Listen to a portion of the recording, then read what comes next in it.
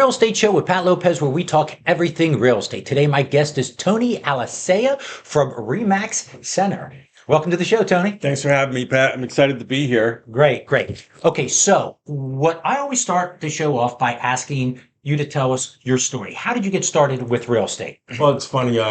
Growing up, my father was a developer in Jersey City. I didn't grow up with my father. I learned that when I was 18. He had two buildings in Jersey City. Mm-hmm. They were condemned.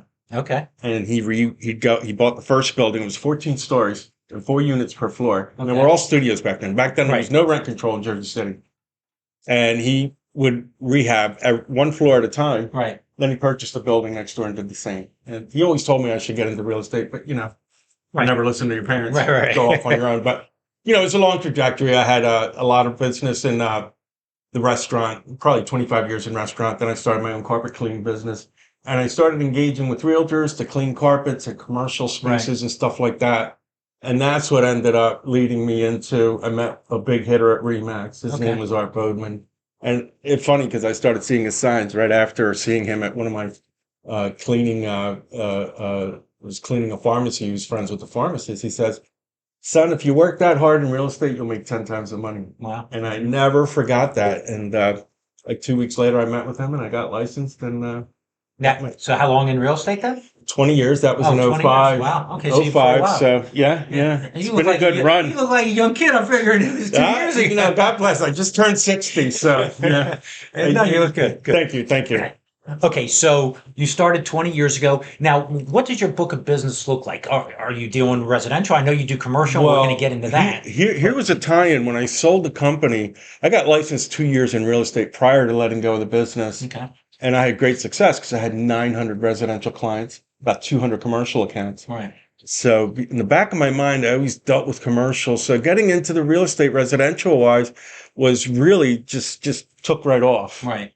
And then about the first year in, I had my first commercial deal, and it was pretty complex. Right. It was a 2.5 acre parcel in Philly, right on front in Rising Sun Ave, around the Northeast. Right. And it was a church, a rec center, 3 duplexes, and an auto body shop. So think of all the different zoning. Absolutely. Yeah. And so that took 2 months to close, 8 weeks. But after that, I said, hey, this is something I can do. And Right. I love that challenge. I love doing the research and putting deals together. That's what I love to do. So it just came natural to me. Right. And so then you just gravitated more towards the commercial side, or you do everything? You know what? I still do everything. I don't turn any aspect of real estate away. I love what I do. And, with the residential, you meet business owners, Right. and then you let them know, hey, I'm involved in commercial as well, licensed in Jersey too. So, it served me well to have that, additional experience and to help people in that arena, get the space they need. Okay, great. So it's worked out really well. Right about now, I'd say I do about between 30-40% commercial versus residential. Okay.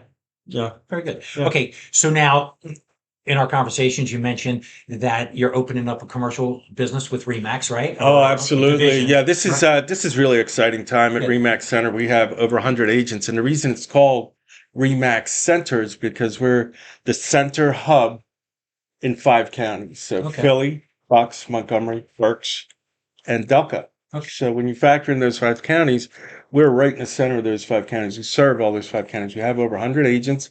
We have a good mix of really experienced agents, new agents, and some agents that are yearning to do commercial. And I said, hey, let's get our feet wet with this. Let's explore expansion and getting a really solid division off the ground. And lo and behold, it's taking place, and we should be able to launch within the next month. So it's a very exciting time. Okay. Yeah. Now, do you have other realtors that are going into that division, or Right. So does that we're putting the platform together of what it's going to look like and what it's going to encompass. And, we're going to put systems in place for training. We're going to have seminars. We're going to have outside vendors coming in, people like you that lend, and lenders, title, zoning code officers from townships, to get more familiarized. Zoning's the biggest part, I feel, of commercial. So if you're not in that arena, you don't know anything about it. If you're going to get into it, that's where you need to start. Right. So, okay. So, what is your target? when it comes to, the commercial business part? Are you looking for more mom and pops? Because you mentioned you were a mom and pop at one time, so small That's a commercial. Are good you looking question. for, these mega That's well, buildings? everybody's looking for the mega buildings, but along with the mega buildings comes the mega Mega homes, headaches. right? Yeah, so very well said. So I think I'm not scared to take anything on. Like I said, I Right. like a challenge, but the industrial sector, light industrial, manufacturing, warehouses, these types of spaces are in high demand. So if you find anything along those lines, or like storage centers, that kind of stuff. Right. But leasing can be very profitable because you get paid on leases year in, year out. Right. So that's another aspect of commercial that can be explored. I mean, there's just so much. I've sold restaurants, banks, like you name it. Right.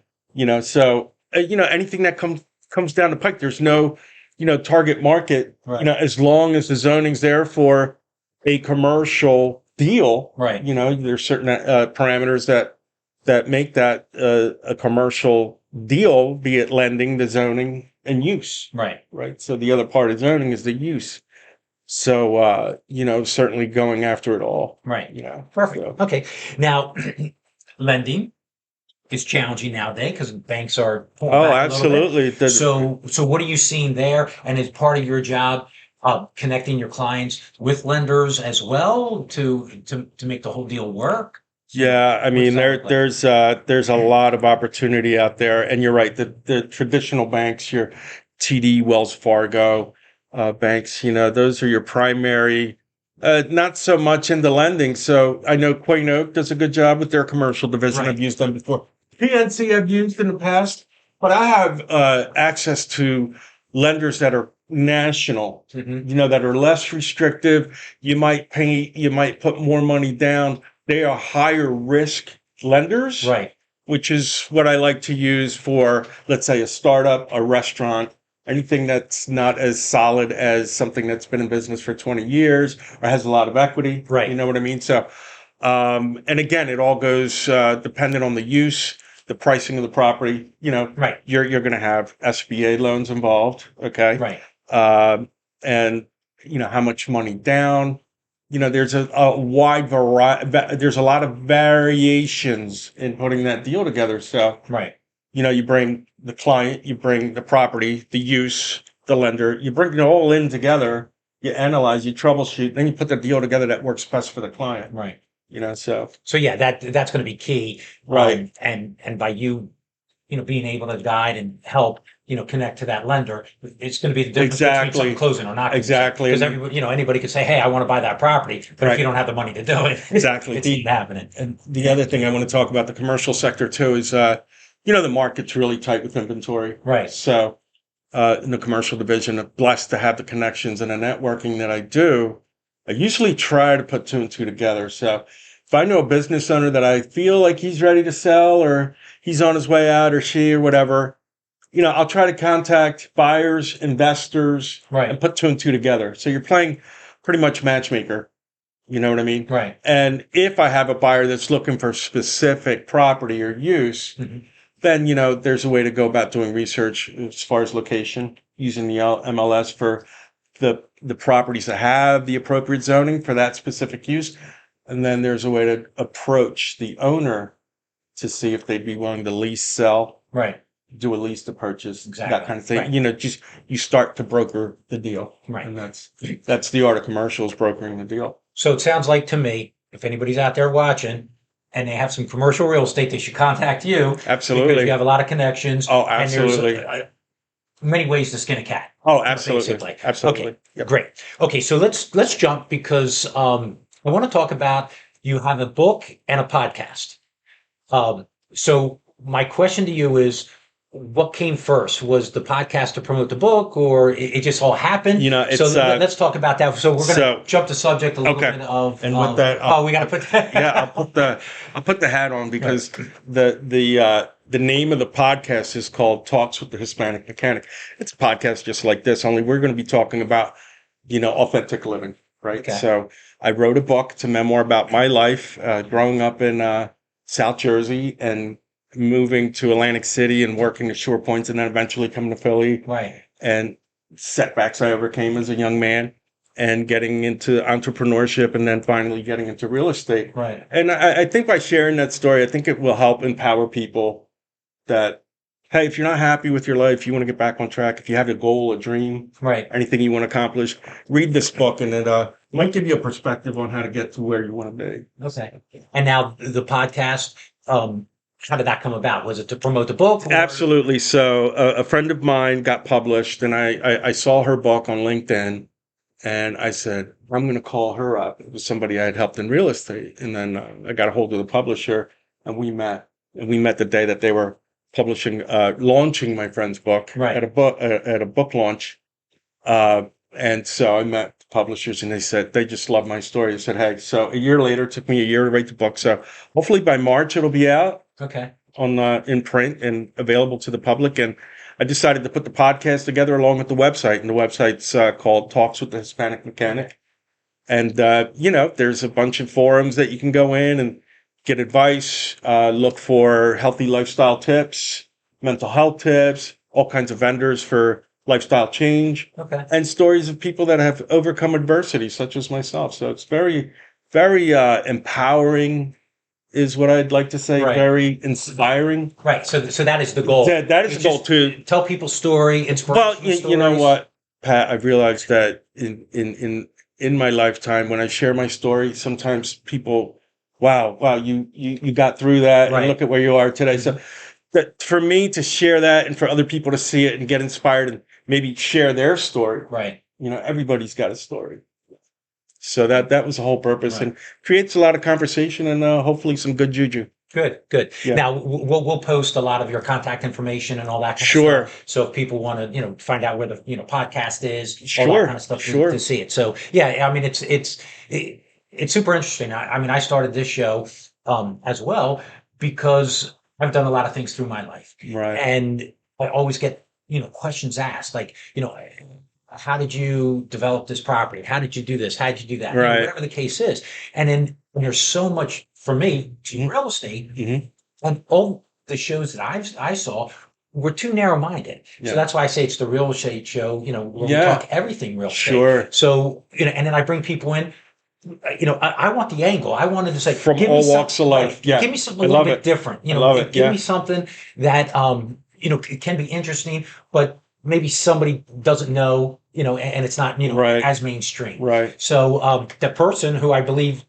your friend who got published, hooked us, right? Right. Yeah. Yeah. So, it's so that's good. how, So it was good. So, that kind of stuff is, to me, super interesting.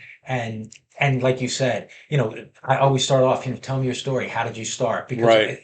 I had one. You never know where you're going to intersect. I had one guy who managed a cheesesteak shop. Now he's a broker and he has 80 agents underneath him. Like, that's crazy. Yeah, exactly. Another person who was an exterminator and he owns a brokerage. Right. That kind of stuff. Right. He had a bar back who became a developer and must have built, 100 houses in Philadelphia in the past 20 years. That's pretty cool. So there's the really fascinating stories absolutely that I think need to be told. Yeah, absolutely. Yeah. So that's great. Okay, so your commercial division, that's going to be launching in about a month? Yeah. Right? Yeah, really soon. Like real soon. First quarter of 2024. Perfect. But if anybody wants to, get a hold of you now, they can do that, right? Absolutely. Just call center, ask for Tony Alicea. Okay. And then, hey, if somebody wants to sell their house, buy a house, you do that with. Oh, absolutely. That's You're not going to say no to that, right? No, absolutely not. That's the easy stuff. I mean, nothing's easy, but with experience, with experience, you can really troubleshoot and really bring things to a place of seamless interaction. And if you've got the vendors, you've got the right people that you're working with, everything goes smoothly. Great. Well, thanks for being on the show. Oh, it's my pleasure. Appreciate it. Glad to be here. Fascinating. And yeah. I did watch a couple of your podcasts. I saw. Yeah. So very good. So once again, thanks for being on the show. Oh, pleasure. Well, it's the Real Estate Show with Pat Lopez. Be sure to follow the show on Facebook and Instagram and subscribe below. I have some great content, some great guests lined up for you. Also, leave a comment. Tell me things that you like, you don't like, and more importantly, tell me shows that you want me to cover, topics you want me to cover. I'm always looking for your comments. Well, that's the Real Estate Show once again. Hope you enjoyed it. Remember, we talk everything real estate. Have a